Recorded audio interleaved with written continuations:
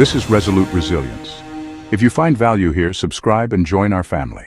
I was speaking with a woman today, and she told me about something that happened on the bus.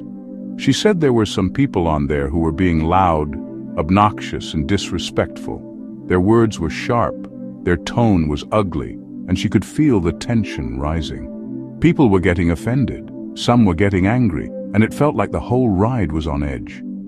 Eventually they were removed, and she said, as they should have been. She asked me what I thought, and I told her this: they should be able to say whatever they want, as long as they don't put their hands on anyone. I told her, if you spend your whole life thinking that people are going to be nice to you, then you are naive.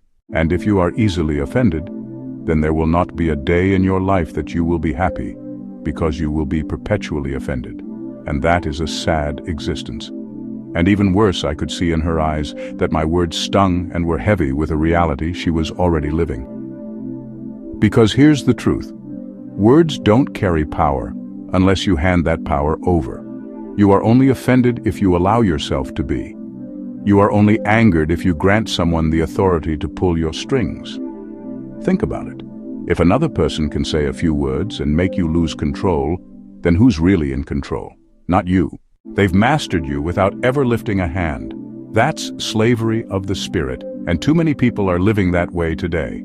We live in a world where people are too thin-skinned, too fragile, too easily shaken. Offense has become a currency, and outrage has become a virtue.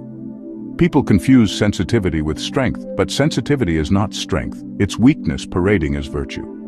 I refuse to live like that. I will not allow another person to validate me, dictate how I feel, or pull me into their chaos. My peace is mine. My emotions are mine. And no one runs my life but me. See, the strong man is not the one who shouts the loudest or strikes the hardest. The strong man is the one who cannot be moved by insult, cannot be bent by mockery, and cannot be mastered by provocation. The world will never run out of people who speak carelessly, who lash out, who try to get under your skin. But if you train yourself to stand still, if you refuse to hand over your power, then they will be powerless. Remember this: the man who governs his anger governs himself.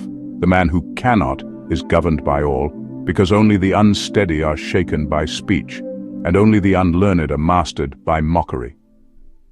Be resolute, be resilient, be better.